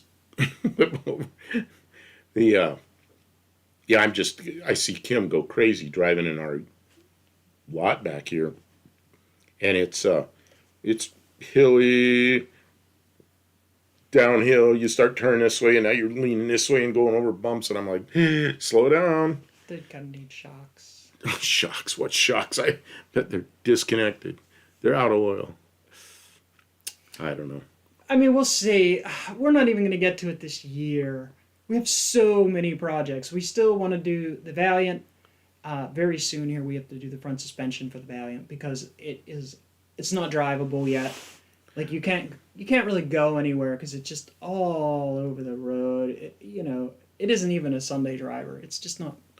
The Bronco 2s, I was around when they were new, and what I liked is that back window wrapped up around the top, and I thought it looked cool, but I really didn't care about small four-wheel drive vehicles, so when I was a kid, that Bronco 2 came out. That was so cool, but I mean, we were not going to be going out buying things like that. I was lucky I could afford a Chevy Cavalier when I was young, so a Bronco 2 was a very desirable for off-road vehicle that, I always wanted like a traditional looking Jeep as well, and the just price range was just it was double the price of anything else that I might even consider, and that I couldn't afford anyways. My dumbass bought a Kia and regretted that. Ugh. Kia? Garbage cars. What kind of Kia did you have? I had a Kia. 'Cause I like some Kias. Sophia, which wasn't a bad car. Okay. And then those kind of Kias way back. When it all went wrong when I traded it in for a Kia Rio. It was a smaller car. I thought it was going to get really good gas mileage. Remember it was supposed to have a lifetime warranty, and that was just the biggest mistake. I had never lost so much money. Old Kia was the Kia Rio Cinco. It was a little station wagon. I thought those were cool looking, but they're all gone. Good riddance. Good riddance. Some people bought them automatic. The Eddie Bauer version was expensive. Oh man, my father sent me to the Ford dealer in Vegas to buy him a full-size Bronco in 1990. I got him a dark blue Eddie Bauer 4x4. It was a great truck. Yeah, I bet it was. 1990, I know exactly what that looks like. I never liked any trucks. Only the last 10 years got into SUVs for family hauling. Still, I like cars better. And I want to build that little, I'm going to make some little sports car out of that, what is that thing you have? It's not a Sprite. It's a Spitfire. Spitfire, yeah. Out of the Spitfire. And my only concern with that is it'll be the tiniest little thing on the road. And if I get hit by anything, it'll be like just all these giant SUVs with giant tires and giant pickup trucks. These new pickup trucks they are just enormous. You can't even reach the bed. I don't know how people can even use them. They don't even have them to use them as a truck. They just have them because they think they look cool. I have that 94 Dodge, the Farm Truck Rescue, the green one, and it is tall. I don't know why it has to be off the ground so high. The new ones are enormous. It's a nice truck. I mean, honestly, you could still feel like when it was new. It was a very luxurious machine. They started really making upscale trucks. Mexican Spec, what do you have? There's something you just posted that was really cool looking. Oh, I know it is that red Duster. I think it was a Duster. And that thing, somebody painted the bumpers on it. And a lot of people don't like that, but I like it. I think it's a really sharp looking car. And for anybody else that's here that's not on Mexican Specs, doesn't pay attention to his Instagram, pay attention to that. He has so many good cars down there that are rust free, and he can get them to the U.S. reasonable, and the prices are right and the shipping is right, and because of their age, you can import them into the U.S. pretty easily. So, if you're looking for older cars, pay attention to his Instagram. I feel like right now is it's selling season. If you have something that you want to sell because you're ready to pass on to someone else. Now is a good time. People may be getting their tax refunds. People are going got spring work going, you know, and if you want to buy something, it's probably not the best time. You're in competition with other people looking to buy. They want to buy something that they can enjoy this summer. They can go on a trip, I'm ride around. I'm on about all I do on Instagram.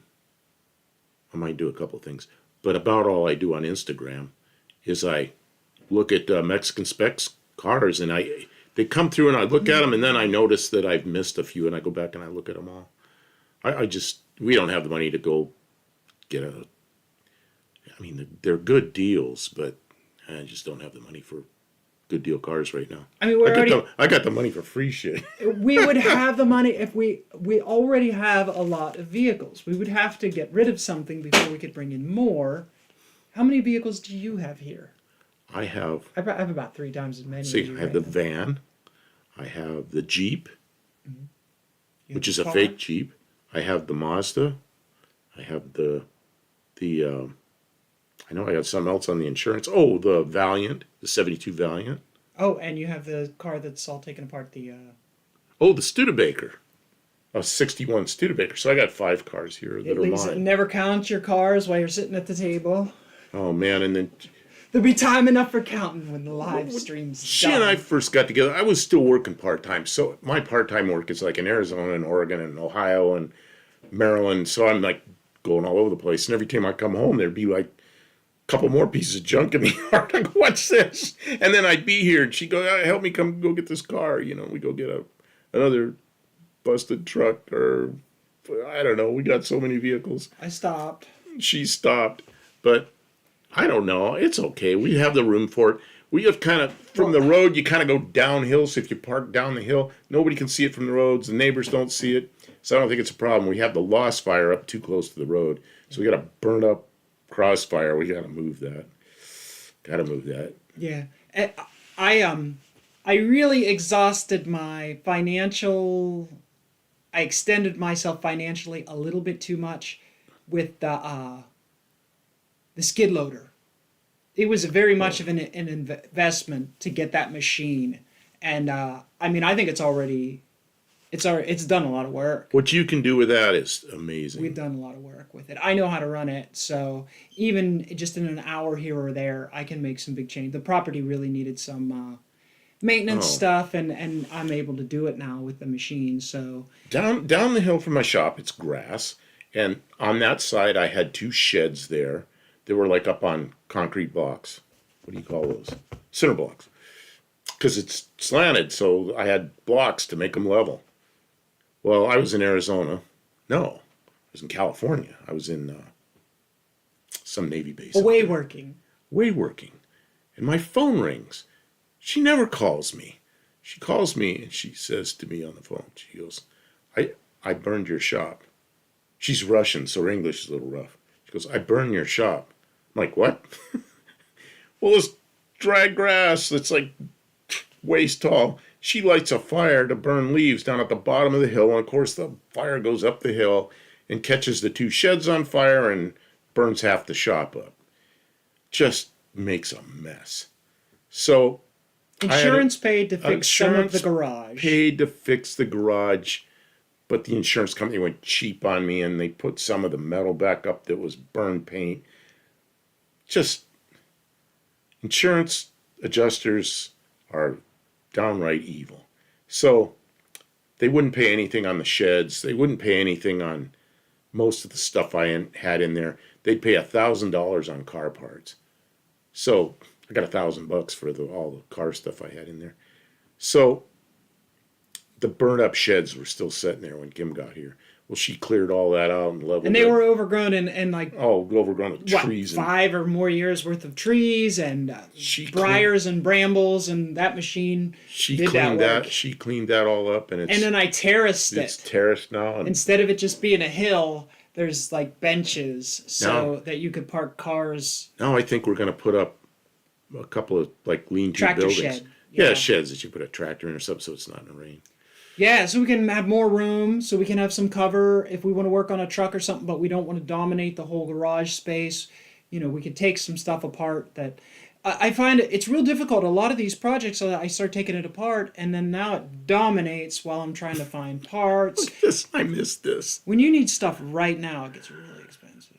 I took a 72 Newport to the prom back in 94. Pulled up next to a town car limo. The Chrysler was longer.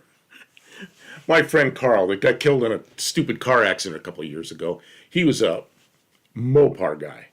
Like all-time Mopar guy. He had a big, I don't know, was it a Newport or a New Yorker? But it had 3 doors on each side. It was really long.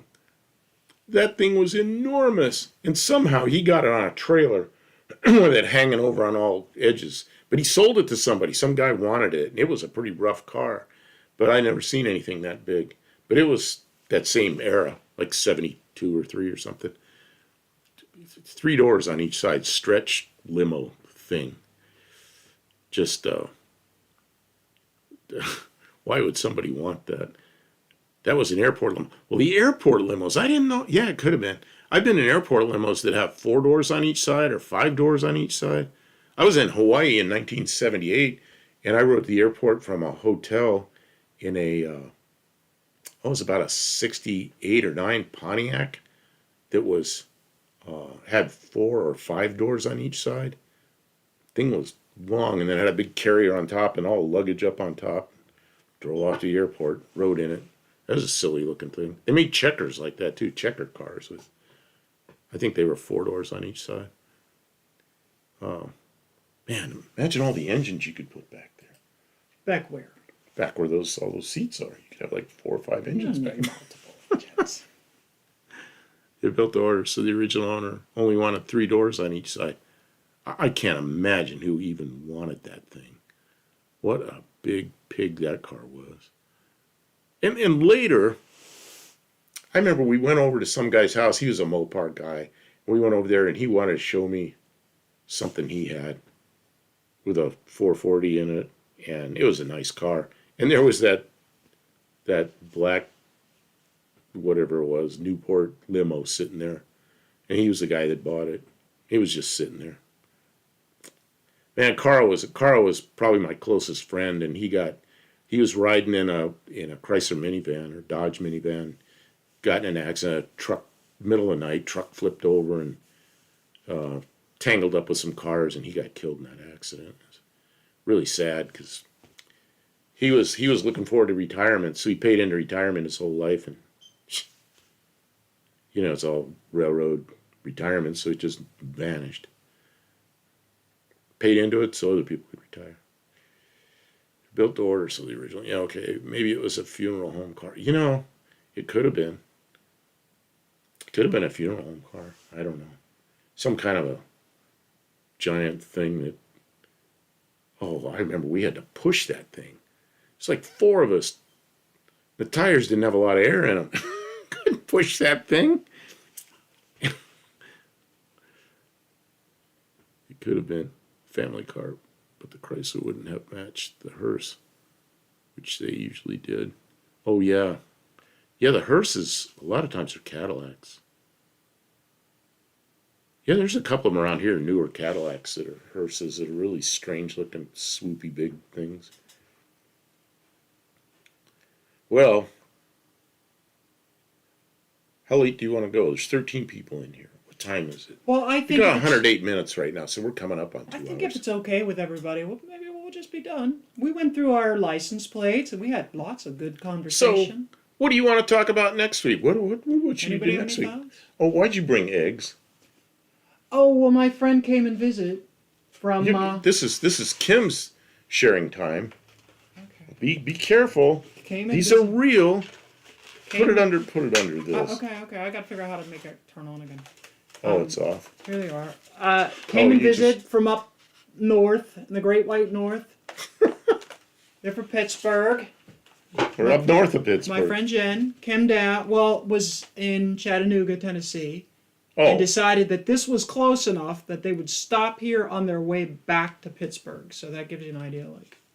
I think that's a little bit. Oh, they're different. One of them's kind of light blue, and another one's got a bluish cast. There's some white Yeah, ones. they There's have some different. dark ones. They have different varieties, so that you get different. How do I turn this on? Yeah, she says, do not put them in the refrigerator because then they always have to be refrigerated.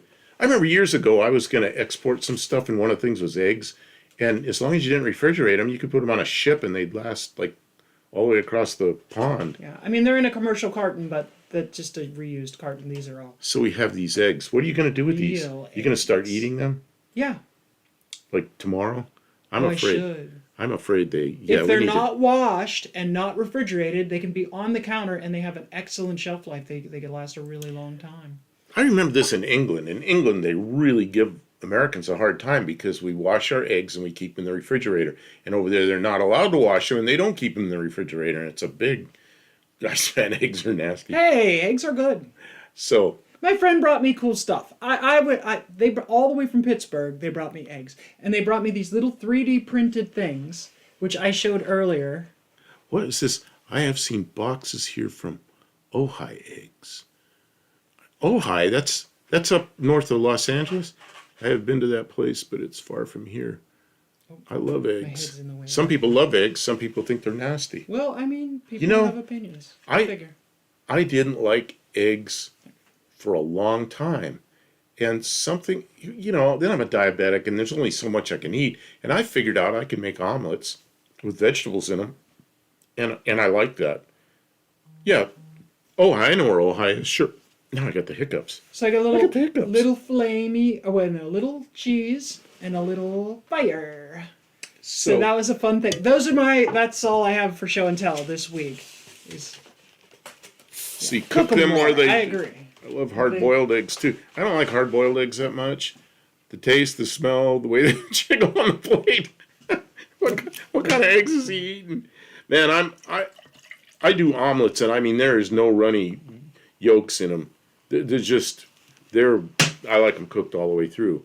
And the same thing if I do a fried egg, there's no runny yolk. I'm not going to eat a runny yolk. So yeah, I understand that.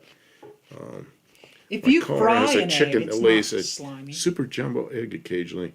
It won't fit in an egg carton. Wow. I had a neighbor when I was a kid. Oh, that must hurt, Colleen. I Poor chicken. had a neighbor that had a duck, and that duck would lay an egg every day, and we always had eggs from the duck. They were good.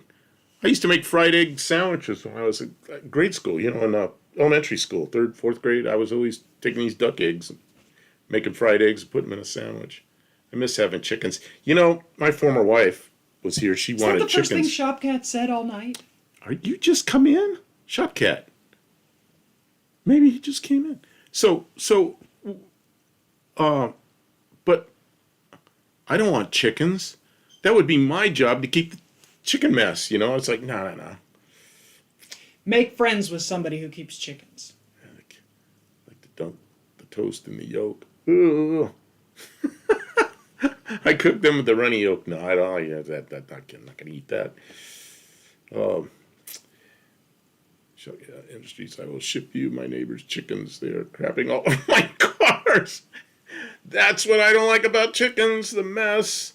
And the noise in the morning. I don't want to get up to, whatever they say. What are you doing? I'm looking at the forecast. Oh, you're looking for the forecast. What are you doing? I'm not putting it up. I was just looking. Oh, yeah, all of a sudden. But it is worse when you have to clean the mess and they aren't your chickens. Yeah, I agree with that. We had neighbors across the way and up a little ways a few years ago, and they had chickens. They get loose and they come down here in our yard. And I had a dog at the time, and the dog got a hold of one of the chickens, and that was a mess. The chicken lived, but he wasn't happy. So the neighbor said, man, you can't let your chickens down here. They're going to get eaten by the dog. How to keep them in town. Oh. Well, if there's anything about the stream that you didn't like, or any positive suggestions you can think of, or suggestions for future streams that you can think of, we would love to hear them, because honestly, this is, a bit of work. So if you're not enjoying it, we want it to be something that we can all enjoy, us and you. Fox got in the last- chicken coop. Okay, go ahead. I'm sorry I interrupted. A fox got my brother's chickens one time. He was so mad. I think Judge Judy would call my trees an attractive nuisance. My trees and dirty all my stuff. Man, chicken crap all over a car. That would make me mad. My trees shit all over my cars. That's bad enough. All the stuff that falls out of trees. But chickens in the trees, that'd be, man. Although I'm glad the chickens are the size they are. Imagine, we're lucky, a chicken is the size it is. Imagine it was like the size of a cow. That'd be a nasty animal. It seems like our connection was good, and we popped around to a lot of different screens and stuff like that. Nobody complained, so I think everything was kind of working. Our green screen is a little We have a lot of aerial predators fuzzy sometimes. we need to protect. Oh man, I bet those dinosaurs could. Wait, where are the... Just I bet those dinosaurs. Oh my God! Can you imagine? Man, But my then, trees like, are, my trees are mushrooms would grow stupid. and stuff. Trees are stupid. They think September is spring and December. Oh, because you're like the weather's completely different there. Yeah, Tennessee is traditional seasons, not as extreme as up north, but it's it's the end of February and it's already warming up. I didn't have pictures, but we have all our bulbs are blossoming. They think it's Easter. Oh, the flowers are out. Yeah. Yeah, and that tree. What was the tree? Did we figure out what it was? Did your ex-wife say what kind of tree that was flowering? My former wife planted trees all over the place here, and I don't know what they all are. And She'll watch it. I'm bulbs. surprised she isn't in here. She'll watch this. There's bulbs. I think they're. She and I What are the yellow bulbs? Daffodils. She and I are really good friends. So For an ex-wife, she's a really great lady. so she moved to Florida, and that's what she wanted to do. And then I met Kim. It all worked out. But I can't tell you anymore. But she still comes around here sometimes, and her trees are here, and she planted them all. And Blueberries. We get blueberries. oh, that she planted blueberries, and we have all those blueberries. So yeah. We can't keep up on all of it, but we try and maintain what we can. Trim the trees and stuff like that. Try and make the property fair. Got a little bit neglected. It's slowly coming around. So We mow. oh, that's my favorite. Mow and mow and mow and mow. If I'm upset and I'm not happy with things, That's his Zen time. I get on the mower and I mow. It takes me a couple hours, 2 or 3 hours to mow this place. So 22 Fahrenheit tomorrow night. Oh yeah, it's supposed to get cold here tomorrow night. It's supposed to go down like 27 or I something. know right now it's 73 and windy, and it's windy because the weather that we have is moving out. The warm weather is moving out, and we're going to get some colder stuff. Mother of my son decided it was best for the kid to get along with my wife. Yeah. That's one thing. There are people that separate that have tremendous problems. And I was upset when we split up, but yeah, it's all worked out really well. And she's a good person. So I sit with the dogs daily. Wait a minute, I missed one. I bet dinosaurs like the taste of chicken. They have chicken back then. Dino chicken. Dino chicken. Yeah. I sit with the dogs daily and look for fleas and ticks. That's my time to think about things. Yeesh. If the dogs are chill when you're doing it, that does seem like sort of a relaxing, like the monkeys that like. Ticks. We have ticks here. I don't like I've gotten them. ticks since I come to. And they have chiggers here. If anybody knows what chiggers are, they burrow into your skin. And the mosquitoes! Oh my God! It's almost mosquito season. Last year was extremely wet in the spring, and man, did we have mosquitoes. I hope it isn't that bad. Oh, look at this, -6 Fahrenheit right now. Oh my gosh! I'm so sorry. Shopcat Industries. Where are you? Where's Shopcat Industries? Oh, that's too cold for the end of February. But I remember being up in Ohio. End of February is still middle of winter. When the wind dies down, we'll start the fire, and it'll be cold the next couple days. We have enough fire. We have a nice pile of firewood in the dry, so we have can all the parasites stay- dogs could have. We've been doing it for 25 years with different dogs. They line up and wait their turn. He's in the Great White North. Oh, were you here? No, you weren't here. You weren't here when we were showing. Which one are we looking for? I have Canadian plates here we were showing, but they were They were early on. they were way in eastern Canada. They were French Canadian. They were like Quebec. An Alaska one. They were Quebec, and so I got Utah. I do not have. Ashtabula. Here we go. I do not have an Alberta license plate. We were showing license plates earlier, so I did have two Quebec license plates, but I spent more time in Alberta than any other province in Canada. It's up in Jasper area, and it is pretty cool. I've never been up as far as Edmonton. Well, that's an old one. We'll yeah. trade you. Oh, If you have some unique license plates and you want it, we'll find something to send you up there. You know what I have is I have we'll pay for shipping. a lot of Illinois license plates.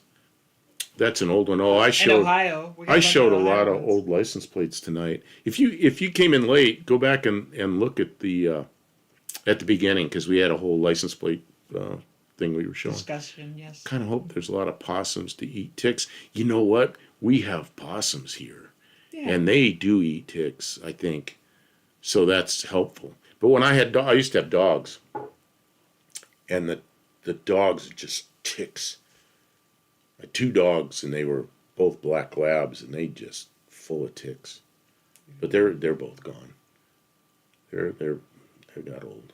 We probably should get a flea and tick collar for the cat, even though she's an outside cat. That 'Cause cat she'll will get barely sick. let me touch her. I can put a collar. Well, she won't I like have it. not had a problem with ticks in quite a few years, but they're coming back. There are dogs in front of the house, and they get close to my gate, and the parasites come in. Yeah, they see the dogs. Hey, look, dinner. Hey, it's 2 hours. I think we're going to get out of here. We'll be here next Tuesday at 7, if that's good with everybody. I don't know what we're going to do.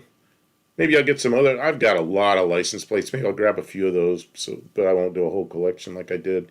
And maybe some dips tend to work. Dips. Yeah, that's like dips. flea dip. The thing it is you have to do it. Like, they work for a while. This cat we have is a volunteer. I think it's just. It just I don't comes know here what to eat our food. It just showed up, and I felt bad for it, and I feeding it, and it stayed. And then I made a little house for it with heat in it, so when it gets down like near 0, the cat hangs out in that little box that has heat. I don't know. I feel bad for a cat that doesn't have anything. I found my medium dog that I have now. There's no on time.